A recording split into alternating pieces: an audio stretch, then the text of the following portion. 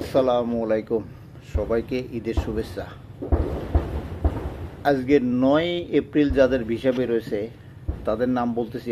3 নম্বর visa যাদের বেরোয়েছে: Abdus Samad, SK Mohsin Hussain, Kamal Mulia, Ali Mohammad Meher, MD Tarikul ইসলাম, MD Monirul ইসলাম, MD Tuhin Hussain, MD Jamal Uddin, কাজী Tito, Abdullah, Mohammad Masud Rana, Delwar Hossain দুলাল, সাইদুর রহমান, মোহাম্মদ মনসুর আলী,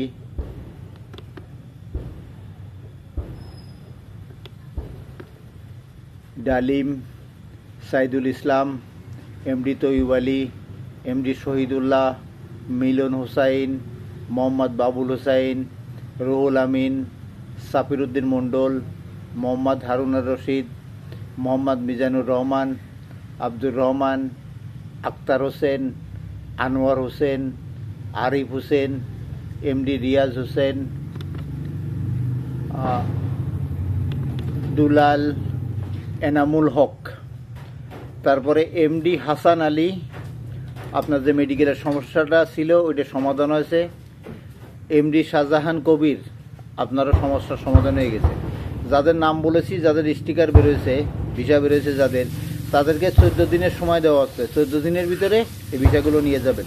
14 দিন পরে আসলেই আপনি যতই অনুরোধ করেন কোনোভাবে দেওয়া হবে না। আশা করি বুঝতে পেরেছেন। ধন্যবাদ।